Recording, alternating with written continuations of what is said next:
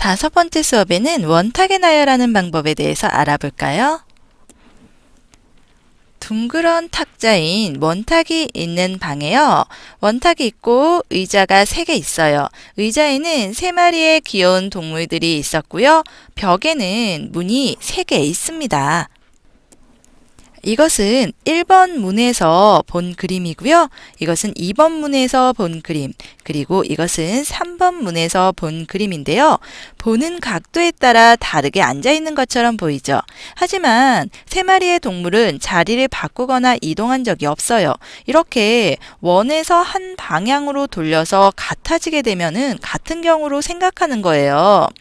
그러므로 여기에 있는 3가지의 경우는 원에서는 한 가지의 경우가 됩니다. 물론 3마리의 동물을 일렬로 세웠을 때는 3가지 경우가 다르지만 말이에요. 그럼 3마리의 동물을 원탁에 앉히는 또 다른 방법은 무엇이 있을까요? 이번에는 동물 3마리의 위치를 바꾸어 보았어요. 어디가 바뀌었죠? 고양이와 다람쥐가 자리를 바꾸었어요. 이번에도 첫 번째 문에서 본 모양, 그리고 두 번째 문, 그리고 세 번째 문에서 본 그림인데요. 보는 각도에 따라 동물들이 다르게 앉아 있는 것처럼 보이긴 하지만 이건 역시 원탁에서는 모두 같은 배열을 나타내죠. 그럼 이 배열과 처음에 동물들이 앉아 있었던 배열이 같을까요? 두 배열의 그림을 볼게요. 이것은 처음 동물들이 앉아 있었을 때이고요. 또 오른쪽에 이것은 위치가 달라진 후의 그림인데요. 첫 번째 배열을 어떻게 돌려도 두 번째 배열은 나오지 않습니다. 그러므로 두 배열은 서로 다른 배열이에요. 그러므로 원탁에 3명을 앉히는 방법의 수는 2가지가 돼요. 3명을 일렬로 세우는 방법의 수는 3팩토리알인데 이때 3개의 배열이 원탁에서는 같아지기 때문에요. 3명을 원탁에 앉히는 방법의 수는 1명을 앉히고 그 사람을 기준으로 나머지 2명을 앉히는 방법을 생각하면 됩니다. 그러므로 3명을 원탁에 앉히는 방법의 수는 사람 수에서 1을 뺀 수의 팩토리알이 돼요.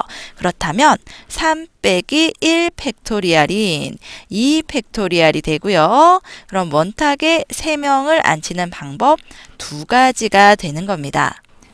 원탁에 앉히는 모양, 그런 것을 원순열이라고 하는데요. 서로 다른 n개로 만드는 원순열의 수는 n 빼기 1 팩토리알이라고 했습니다. 그러면 4명을 원탁에 앉히는 방법의 수는 어떻게 될까요? 4 빼기 1 팩토리알. 그래서 4 빼기 1은 3이죠? 3 팩토리알이니까 3 곱하기 2 곱하기 1로 6가지가 됩니다.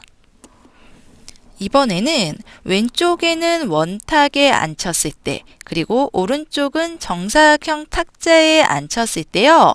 원탁에 앉혔을 때는 1번과 마주보는 사람이 5번이에요. 그럼 정사각형 탁자에서는 어떤가요? 이때 1번과 마주보는 사람은 6번이 되네요. 이제 시계 반대 방향으로 한 칸씩 이동시켜 보세요. 그런데 한 칸씩 이동시킨다고 하더라도 1번과 5번은 여전히 마주보게 되지만 한 칸씩 이동시키게 되면은 여기 1번과 마주보는 사람은 몇 번인가요?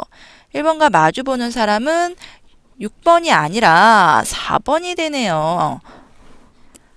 원탁에서는 이동하기 전과 같은 배열을 나타내지만 정사각형 탁자에서는 그렇지 않습니다. 그러므로 원순열에서는 같았던 2개의 배열이 정사각형에서는 서로 다른 배열을 나타내게 돼요. 이것은 정사각형의 한 변에 2명씩 앉기 때문인데요. 그러므로 정사각형 탁자에 8명을 앉히는 방법의 수는요. 원에서 8명을 앉히는 수의 2배가 되는 거예요. 그래서 8 빼기 1 팩토리알에 2를 곱한 1080가지가 됩니다. 물체를 정다각형에 배열하는 방법의 수는요, 물체를 원에 배열하는 방법의 수, 원순열에서요, 한 변의 물체 수를 곱해야 하는 거죠. 그래서 여기에 삼각형 모양이 있는데, 여기에서 한 변에 두 개를 놓았어요. 그쵸? 둘을 놓으면은 총수의 원순열 수에서 2를 곱하는 거고요. 그리고 한 변에 3을 놓으면, 3개를 놓으면 3을 곱하는 거예요. 정다각형에서는 이러한 공식을 이용할 수가 있습니다.